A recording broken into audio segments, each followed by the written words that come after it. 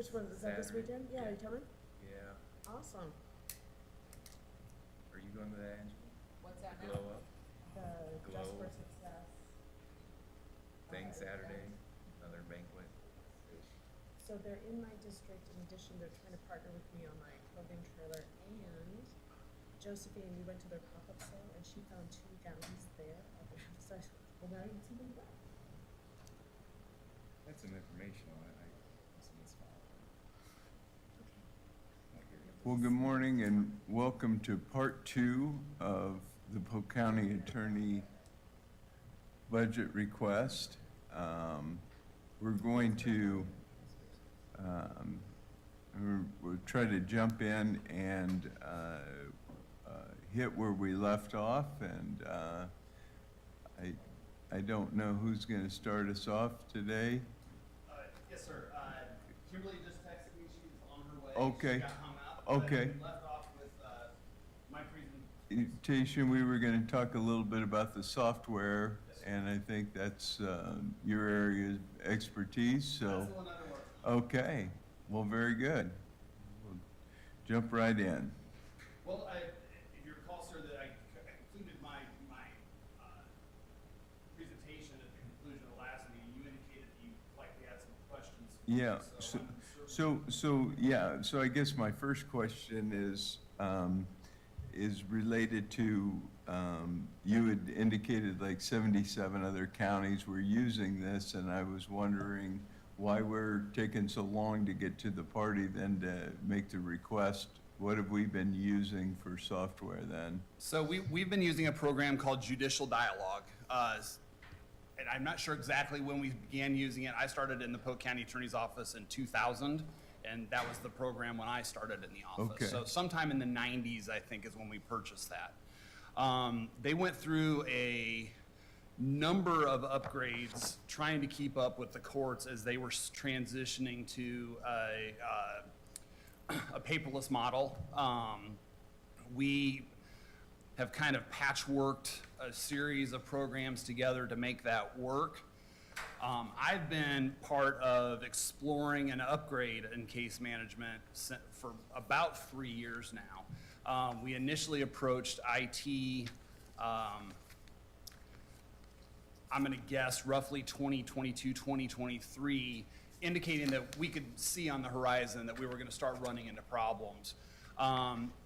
I think Tony Jefferson was running IT at the time. We kind of got going down the road, and then there was a change in the IT department. And I kind of think got lost in the shuffle at some point. Okay. So then when there was a reset last year, I've been working with Adam Dreyer from IT for the last few years to kind of get that going again. Okay. And as I understand it, there's a one-time expense to this, which is, obviously, this isn't a plug-and-play system, so it's going to take some modification to the users and training and probably some implementation of our practices. Yes, sir. We are fortunate, however, in that the program that we are currently using, Judicial Dialogue, was previously used by a number of counties in Iowa. So they're very familiar with the transition and the merging of the data into the new program. And from what I understand, they've got that pretty well nailed down to make it a relatively seamless transition. The cost associated with it, I can't remember the exact number. I want to say it was $444,000. $44,000, yeah. I think it's important to note as part of that, then that is a one-time cost, and then the year 2 costs, I think, go down to about $130,000. And that will be 130 every year from that point forward? Yes, sir. Okay. The cost that we're going to incur if we don't make the transition is, I believe it's $158,000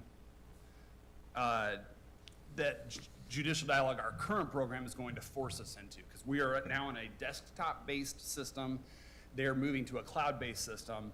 So we're going on that train whether we want to or not. Okay. Okay. That's going to be much more helpful. That's what we're looking for. Thank you. So we're gonna have to I'm sorry, $98,000 is the judicial dialogue upgrade that they're forcing upon us. Okay. To continue to use judicial dialogue, and that will take us from our desktop-based system to their cloud system. They demoed that system for us about 6 months ago, and it's really just a cloud-based system of our current program. It gives us no enhancements. It gives us no real ability to automate our systems and create efficiency in the office. Additionally, and on top of that $98,000 that Judicial Dialogue is going to force us into, IT department has allocated about $80,000 worth of man hours and resources to just enhance our peripheral programs that we're using to patch into Judicial Dialogue just to keep it functioning in a semi-efficient way in our office. So there's about $200,000 that we're going to have to spend if we don't make this, or $444 if we do make the transition. As I stated before, I think the efficiencies that we'll gain, though, will really take the pressure off our support staff. And like I said, I think limit our need for additional support staff going forward as we can start taking some burden off of them and do some allocation or resource reallocation within the office. So is the 130,000 ongoing, 130,800 ongoing, is that just licensing then? Yeah, it's the licensing and usage fees. Okay.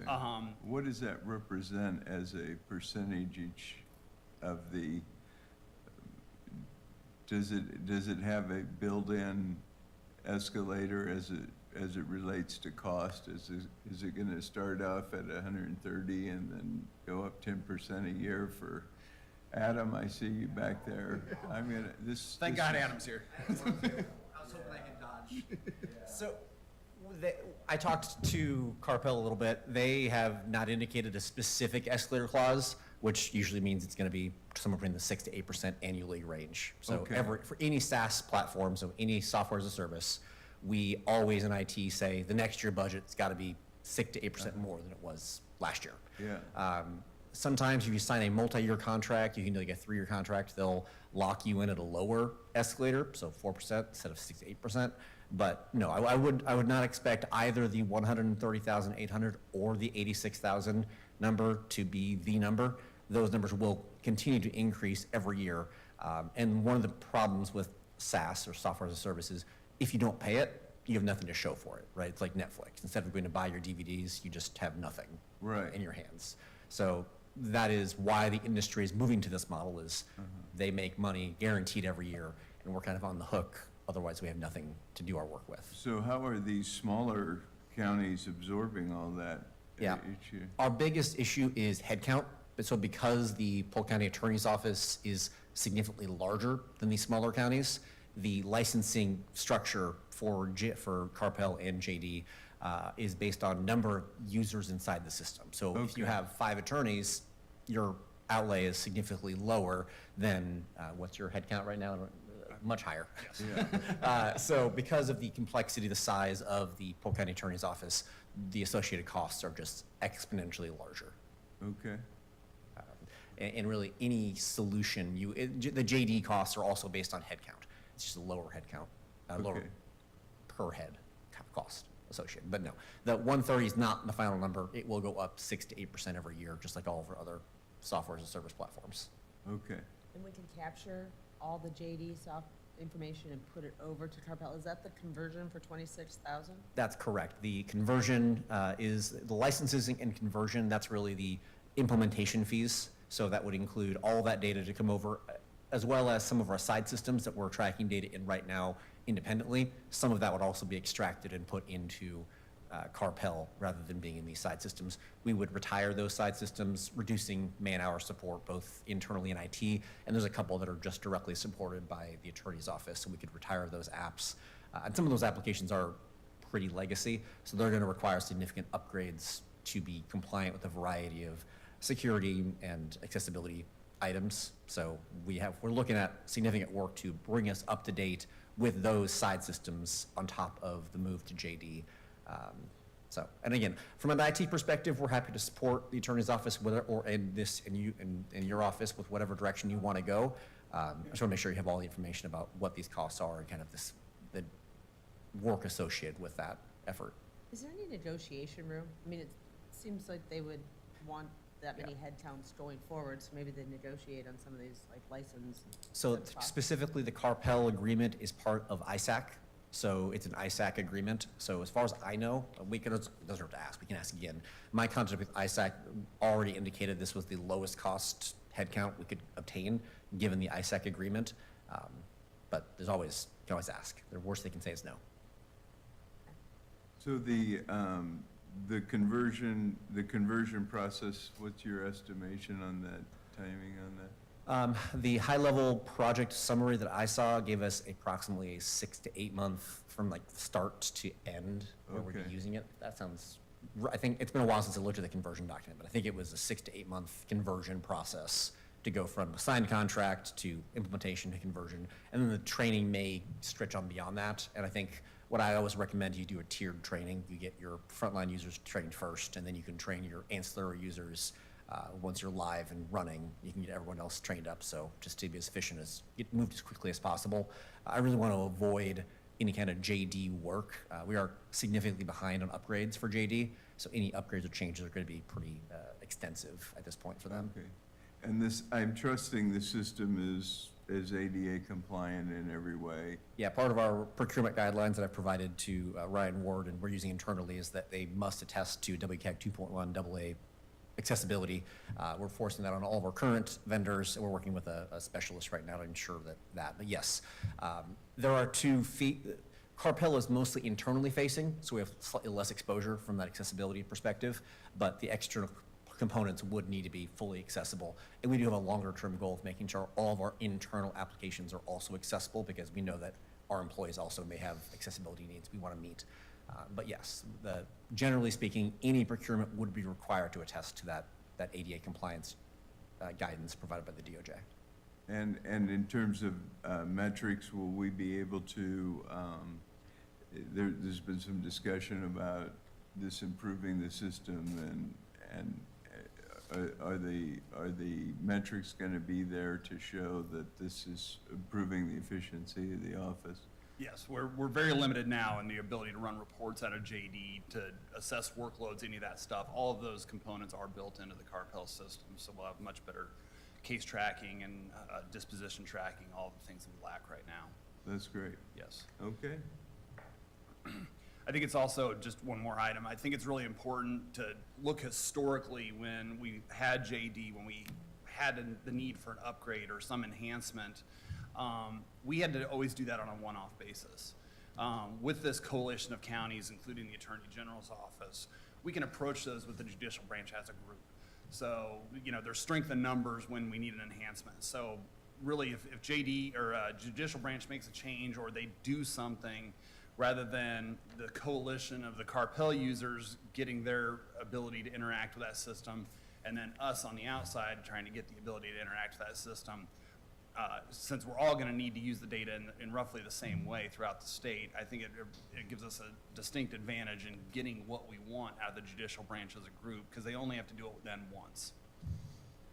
That's great. Who would like to answer questions about continuing legal education?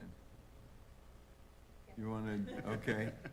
So we have a decision package related to continuing legal education, and I want to make sure that whatever we do, we're doing enough for all the employees you're trying to bring through this program. And it's my understanding this fall conference is really important for continuing legal education. And the cost of that would be adding about an additional 20,000, is that correct?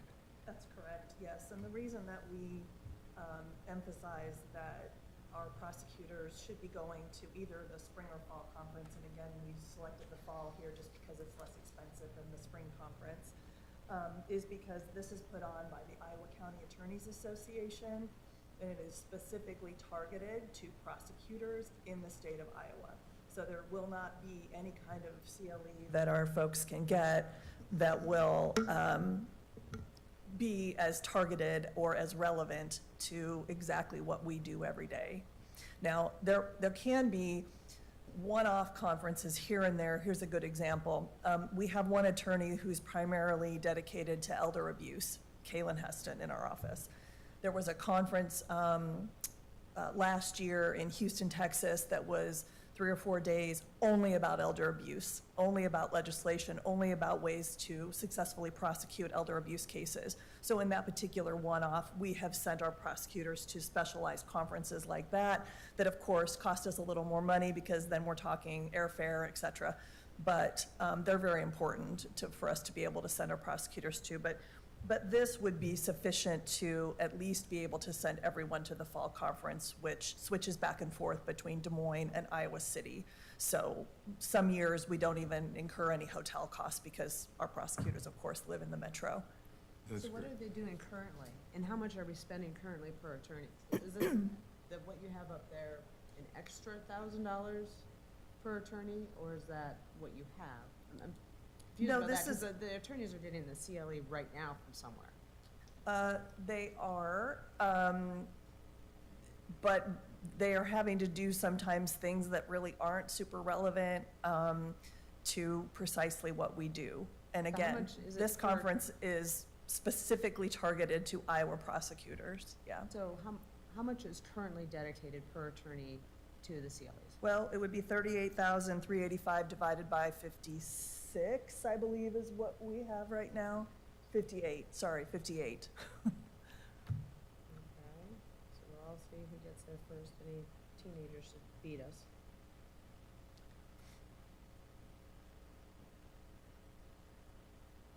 Oh, wait, divided by 58, I did that wrong. Do you have a number? Trust yours. So currently, we do $472 per attorney. Mhm.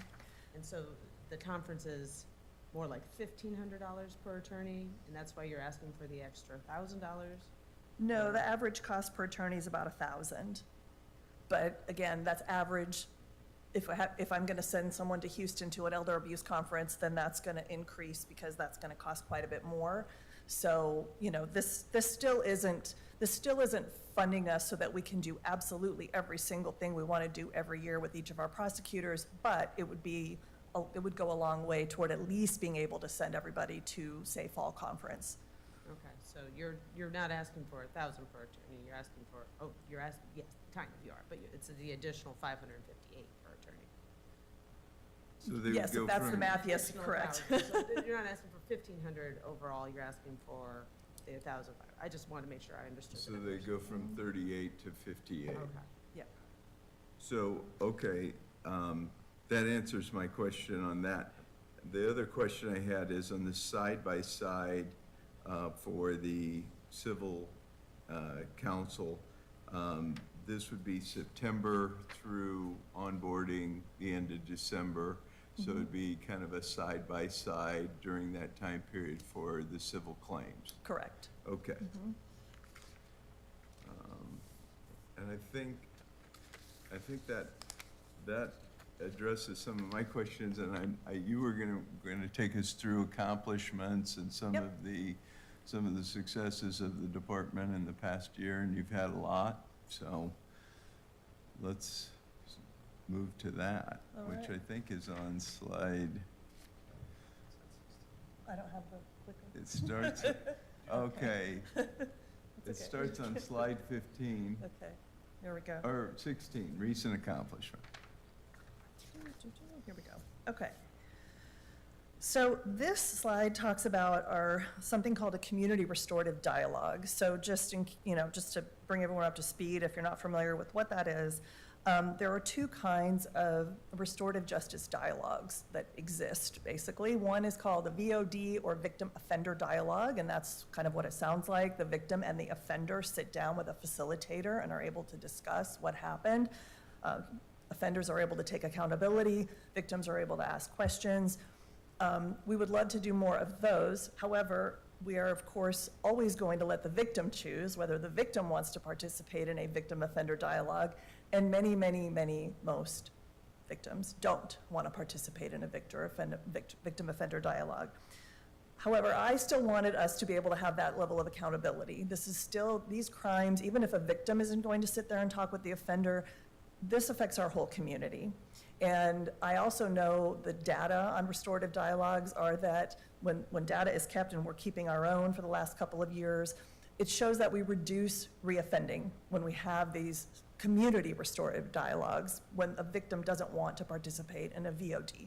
So we have CRDs, community restorative dialogues. We have over 40 volunteers who have volunteered from the community to come work in our office and be the community representative in these dialogues. And then we have paid facilitators, which, thank you, you also graciously agreed to increase our funding so that we're able to do more of these in this fiscal year that we're in right now. So if you see here, in 2023 is when we started them. We've continued to increase the number we do, and we've now reached, I think this number is a little outdated. It's probably more like 2,500 community restorative dialogues in the last few years since October of 2023.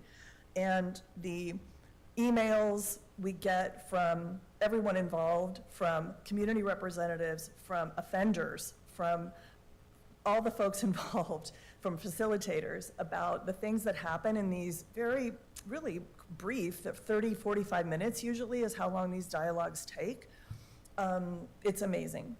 We're able to find out sometimes things about people where we can mention resources to them, and we can sometimes at least mention a resource that maybe they need that we find out about through these conversations.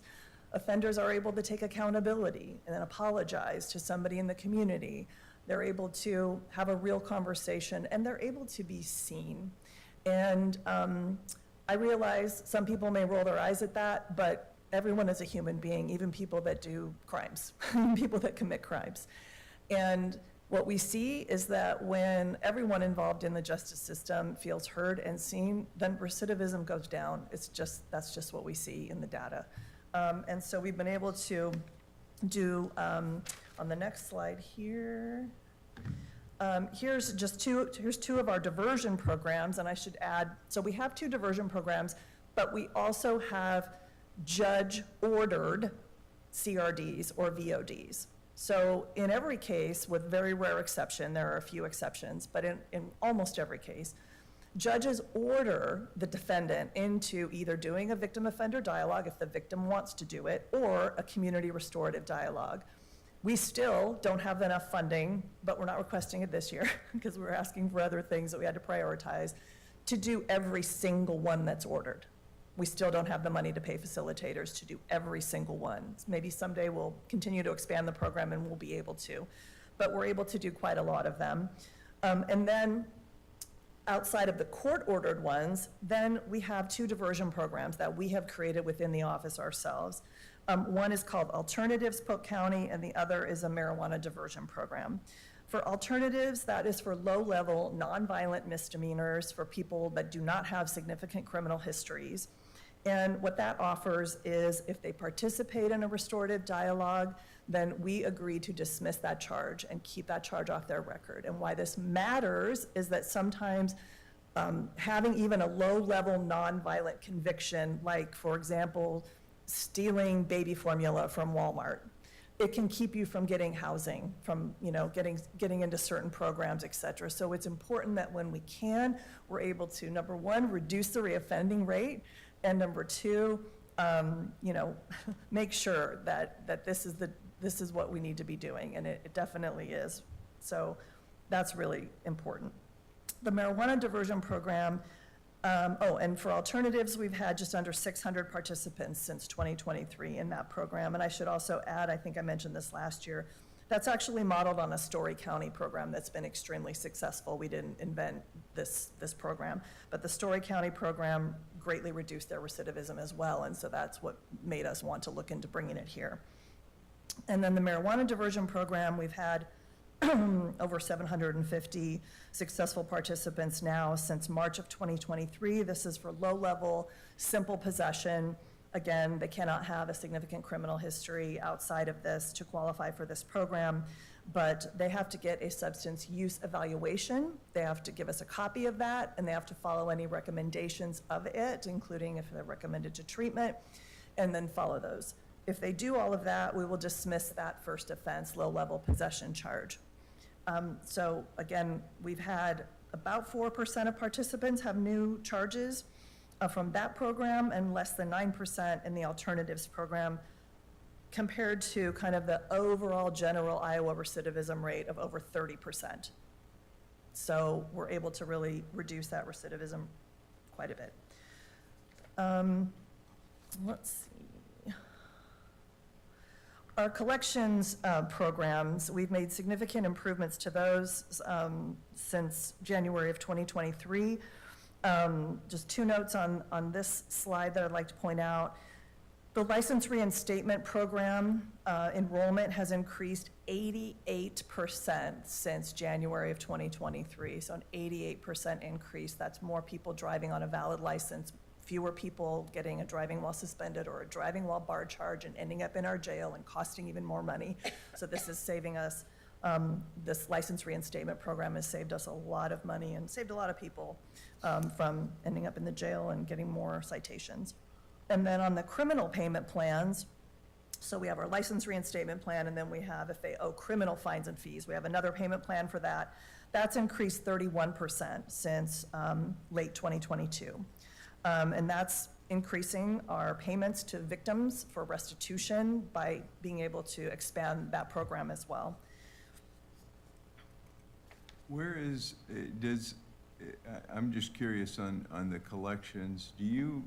Does your department get to keep any of the collections, or is it all general fund and or victim reimbursement and court costs? We get to keep some. It's a very, I don't know, Brett might know even more about this than I do. I don't think Ash, is Ashley here? 5%. Okay, 5%. 5%. What is, Yeah. what is that? Is that a lot, or is it a little, or just? Ashley? She's the one that keeps all these numbers for us. I understand. It's usually about 200,000 a month. 2,000. That we get overall, 20, let's see, 20, it'd be, Polk County also gets a percentage of that. They get a slightly bigger piece of that. Okay. But we only get 5%, but of the total each month, off the top of my head, $200,000 a month is what we get between the county and our office. Okay. And then it's split between The county county. and our office. And the get county 5%. gets 95% and you get 5%? Out of that amount, yes. Otherwise, the state actually gets the total amount. Okay. Or the difference between, gosh, I want to say it's 28% overall. So we get 5%, and then the county gets the other difference. But the 28% beyond that is what the state keeps. So they keep a majority of those collections. Okay. But I know 28% overall. So that would be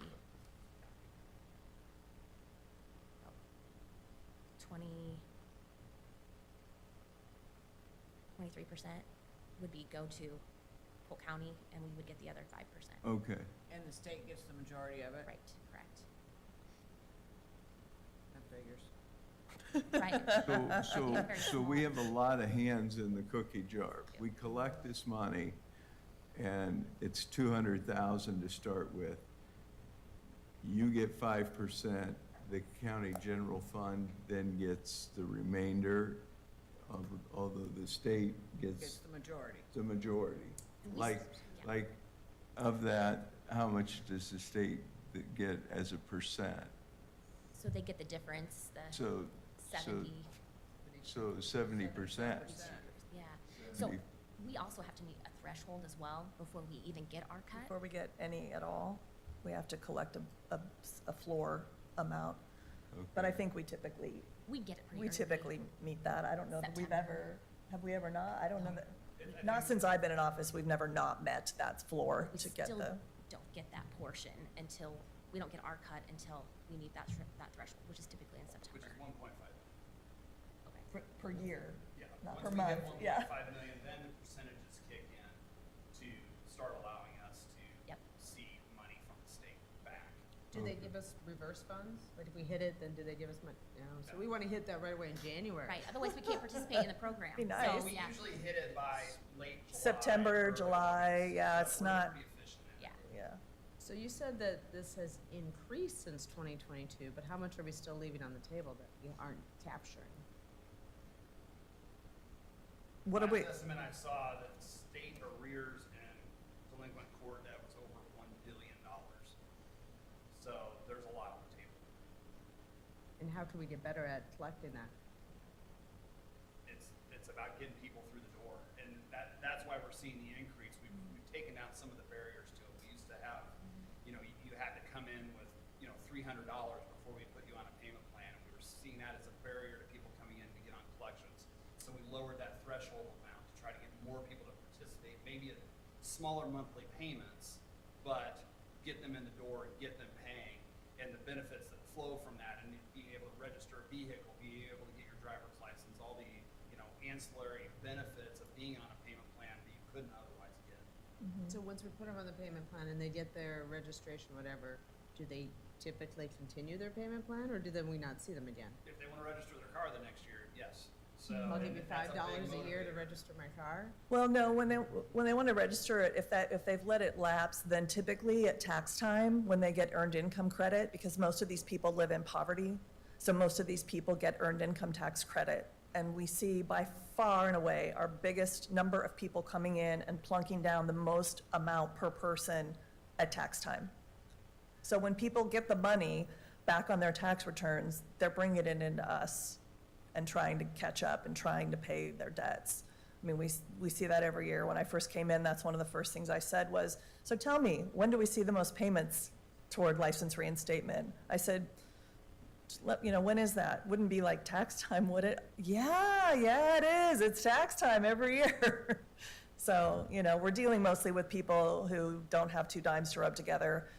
So when they get that earned income tax credit back, it's cash that just comes into their household that they didn't have before that day. Yeah. So there are a lot of reasons people can't get on payment plans, and that's because of state code.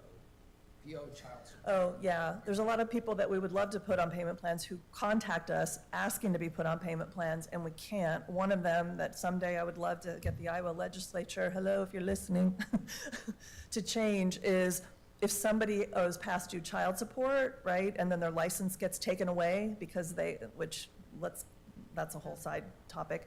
Their license gets taken away because they owe past due child support. Well, we're not able to put them on a payment plan. We can only put people on payment plans for traffic fines and fees and criminal fines and fees. We can't do it for child support. So we have all these people who owe back due child support who are bluntly driving around without a valid license because they need to get to work, school, whatever, and we could have them on payment plans, and there's a lot of them. And I understand the sort of impulse to want to be punitive to people that have not been paying their child support, but that's not going to probably get us where we want to go.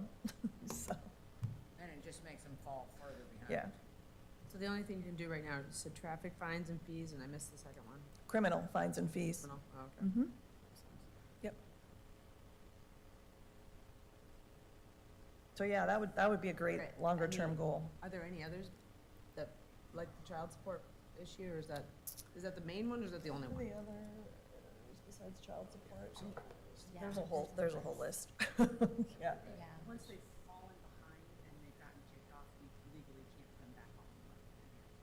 No, we can, but only 5 times. LRP, you get 5 chances. Yeah, per Iowa code, you can be on a payment plan 5 times in your lifetime with license reinstatement, and then the other, is it the criminal fines and fees that they only get 1 shot at that one?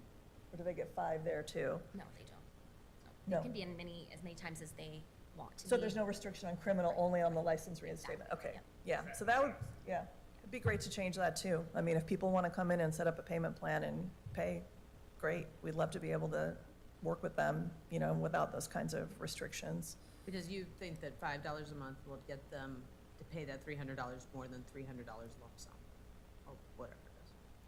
Well, yeah, we removed the down payment portion. There used to be, before I took office, there was a down payment required for these plans, and these people, generally speaking, demographically, they're pretty poor. Otherwise, they would have already paid their fines and fees.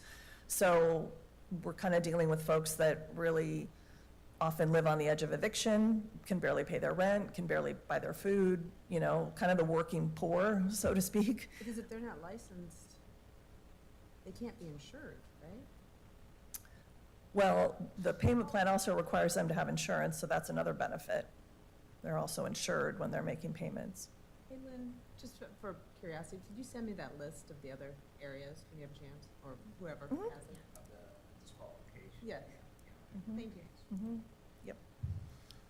All right, let's move on to the upcoming opportunities and considerations. I see we're working on some CJCC things. We have a warrant resolution clinic coming up. Good things happening with respect to that. Yeah, I do just want to take a moment to just say, though, that the people that work in our office are amazing public servants. Cassidy Simmons in particular runs all of our restorative justice programming. She does an amazing job.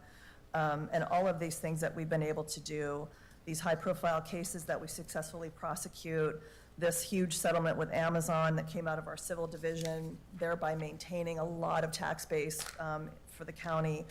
Those are all just really, really outstanding things. We also spend a lot of time training law enforcement agencies in Polk County, sending our people to train police officers and sheriff's deputies. So yeah, the upcoming opportunities and considerations on April 3rd, 2026, we've been working with the CJCC with Jerry Evans to hold our first ever warrant resolution clinic here in Polk County. This is something that a lot of other counties do across the nation. We've never done one here before. We specifically had some Zoom calls with the folks in Baton Rouge, Louisiana, who have been successfully running a warrant resolution clinic for a number of years, so we could learn from them, find out what's good, what works, what doesn't work. So what we're hoping to do with this is to have people to be able to come in without concern that they're going to be arrested. This is for low level, I want to stress, this is for low level, non-violent offenses. We will not be handling any violent offenses or felony warrants in this clinic. But if we are able to take care of these, get them a new court date, get them back on track, we're also able to reduce risk to law enforcement, because when police officers have to go out and try to find these folks, that's again exposing officers to danger as well. So we're hoping to have a very successful clinic. I believe we have over 2,000 low-level nonviolent warrants in Polk County that are currently outstanding, approximately, according to the clerk. So we're hoping to get some of those taken care of there. And then we're also about here very shortly, maybe in another month, we're going to be releasing our public dashboard to the point about Carpel, prosecutor by Carpel. That will allow us to have a lot more data available to put on that dashboard, because judicial dialogue that we currently have is just really horrible. We have to manually go through and get certain data off that, if we're even able to. So that'll be great, and we'll be able to have a lot more information for the public there. Let's see, we're also continuing to work with United Way, Polk County Health Department, Des Moines Police Department, to seek grants for a community violence intervention program. This is the only program that has ever been shown by data studies to reduce fatal and non-fatal shootings in every jurisdiction where it has been rolled out across this country. So we're really, I know Chief McTaggart is very supportive of us doing this, and of all the community stakeholders coming together. As always, money is the issue, so we're continuing to look for grants to bring that on, hopefully in the next few years. So Polk County did participate, the Board of Supervisors supported that program with a $200,000 appropriation, which we said was going to be one time, and we've really asked that community go back and work on identifying grants and other funding. And so you are working on that with them? I would say I'm checking in with them. United Way is really taking the lead on looking for grants. Okay. Unfortunately, I don't have a grant writer or any capacity within my office to do that. Right. I know we have a grant writer that works kind of contracts with Polk County, but I know Right. she's typically busy when I contact her, but I know she keeps her eyes open if she Okay. sees anything. But yeah, we're always continuing to look for funding with that as well. Okay. Yeah. I think that's it. I do have one question on the youthful supervision program. Oh, yes. Can you talk a little bit about that? Because I've been approached by some folks that have been engaged in that with Des Moines Public Schools, and it sounds like they're having ongoing funding issues. I'm not 100% sure that the program that maybe you're referring to is the program that we're referring to here. I can tell you about our youthful supervision program is a felony diversion program. And the main missing piece, according to the folks that work in that program, Bob DeBlasi and Rodney, who's amazing working with these young people, is that a lot of these similar programs across the country have a social worker. And again, this is part of what a social worker could do if we had one in our office, because these young people often come from very impoverished, financially impoverished backgrounds, and are dealing with a lot. Sometimes everything from their parents may be incarcerated, their parents may have addiction issues, to all kinds of other things, poverty being a huge one. Lack of education being a huge one. Oftentimes, these young people have not had adequate education, and nobody has sort of stopped to figure out, oh, can they even read? Do we need to work on that? Because what are their chances of success in life if they're still fairly illiterate at 16, 17, 18, 19 years old? And so again, a social worker could find out these things, connect them with services, follow up, make sure that things are happening that need to. So our program, you know, I think has kind of an average success rate. By success, I mean the kids don't go back and commit more crimes. It could be a lot better. And, you know, so we're always looking for ways to improve that. And I know that Rodney and Bob have talked with specifically a similar program in Oakland, California that has a very high success rate. And the thing that they have that we don't is a social worker. Okay, So, yeah. very good. Frank, recommendations? Yeah, could you go to that last slide just so we can look at the list? Okay, so approve the base target. They complied with that 1%. I also would recommend approving the temporary civil claims counsel. I think that will allow that person to cross-train with the incumbent, which I think will be beneficial for everybody. The assistant county attorney positions, I've been pretty consistent on not recommending any new FTEs, and I remain at that same point, although I would say I would like this one to be evaluated a little further, and if Ms. Graham was open to it, work with HR and take maybe a more comprehensive look at the office.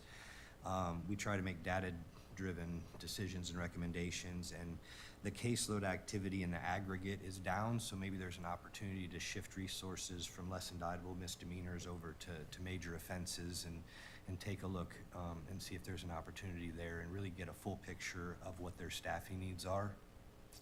On the software, I was on the fence, but Brett convinced me. I think it's important. I think they need it. I think that I was a little worried about the migration, but it sounds like they've done it before in other counties. And a lot of credit to the county attorney's office. They feel like they can identify some positions they could even reduce through attrition by having this software. Again, I would not approve another FTE for social worker. I think that there's opportunity to work with CFYS, so we don't have a siloed classification. We have that social worker classification in another department, see if there's opportunity there. The jail does a very good job of discharge planning and working with non-government organizations, so I think there's maybe some other work that could be done to address those concerns. And then it says disapprove the legal education, but I would actually recommend that 20,000 makes sense, averages out to about 1,000 per attorney, which I think is fair and reasonable. Very good. I would just like to address that I have spoken to other entities, not only this year, but last year, and I think the first year as well. I spoke with Annie when she was still the director of Polk County Behavioral Health. And there is no social worker available. Every social worker that's working is busy. Like, I've checked with other entities, I've checked with Children and Family Resources, I've checked with other nonprofits, I've checked, there's nobody who says, yeah, I can give you a social worker. You know, or even part of one. Everyone that's already working is busy. So, you know, I think that that's still important, critically important. It would be hard to explain the positive difference that that would make. I believe that Derek Rodriguez, who is a social work intern in our office right now, has some things that he's, you know, realized, and having actually worked in our office, things that he can share. And I believe he's planning to come to the public hearing tonight, so he would be available. But the thing when we have an intern is they're only with us for a few months, and they're not with us all the time. You know, they're with us for 4, 5, 6 months, and then we might not have another one for a year. And we really need a consistent person there to work with folks over and over again. So thank you. Thank you.